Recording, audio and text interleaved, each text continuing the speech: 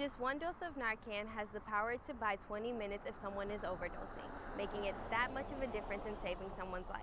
With the warm weather, there's bigger, better, cheaper crawfish out there. You know what they say, April showers bring May flowers. Dr. Rouse says there's been a spike in illicit drug use such as heroin and fentanyl, and that's sending more bodies to the morgue. In 2015, in Orleans Parish, we had about 50 or so opiate overdose deaths due to illicitly obtained opiates.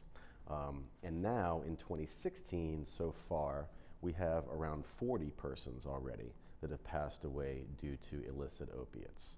So, if that trend holds, we could be looking at a doubling or even a tripling of the number of illicit opiate deaths in Orleans Parish.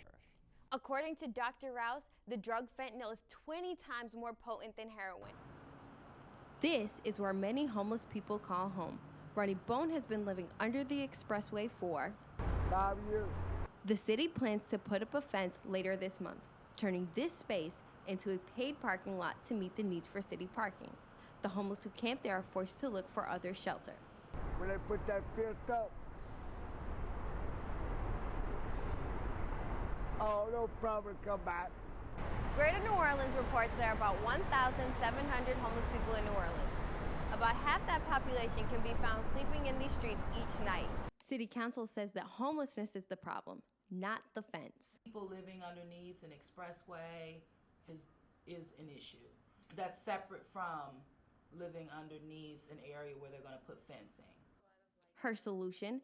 To build more homeless shelters, but that would come at a hefty price tag, one that the city is not yet ready to pay up.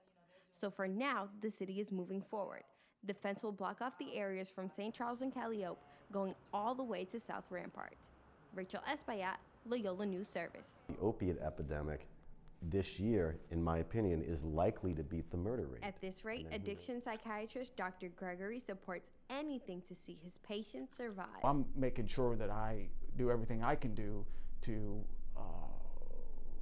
give my patients access to Narcan, if I can, so that they have it or the family has it.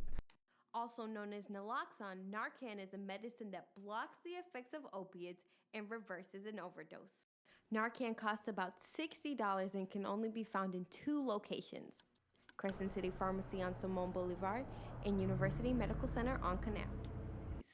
Crescent City pharmacist LaShonda Franklin explains how to use naloxone in times of an emergency. It's 1 milligram per meal. For an adult dose, it's usually 2 milligrams, one each nostril.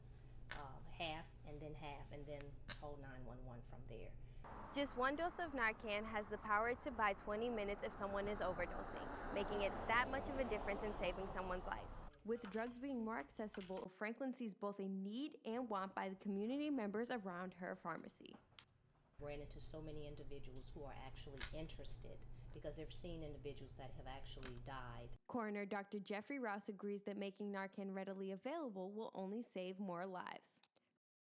The more it's distributed, the fewer hoops people have to go through to get it, the more likely it's gonna be around in that critical moment.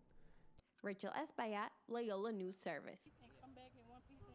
As they stand in prayer, group leader Artesia Miche says substance abusers need to be embraced with, love and rehabilitation versus being incarcerated. The organization A Breakthrough started about 2 months ago to help women suffering with addiction to rejoin society. Organization supporters and even young children ran the 2 miles around the park, showing their encouragement. I think it was a good thing to show that younger people also care about our elders. Team members finished strong with words of encouragement at the finish line. I feel good. I feel like I accomplished something.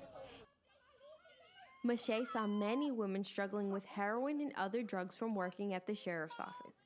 There was one inmate who really stuck out. She said, I'm about to go back and I'm going back to drugs. I said, well, why? If you don't want to do it no more. She kept saying, I'm tired. You could just feel it, like everything in her. She was like, I'm tired. And I said, well, just don't go back. She said, I don't have nowhere else to go, and I know I'm going to go back. After speaking to her, she knew she had to do more. Michelle hopes a breakthrough will give many women who are fighting substance abuse housing, clothing, and a safe place to become a productive citizen again. Rachel Espaillat, Loyola News Service.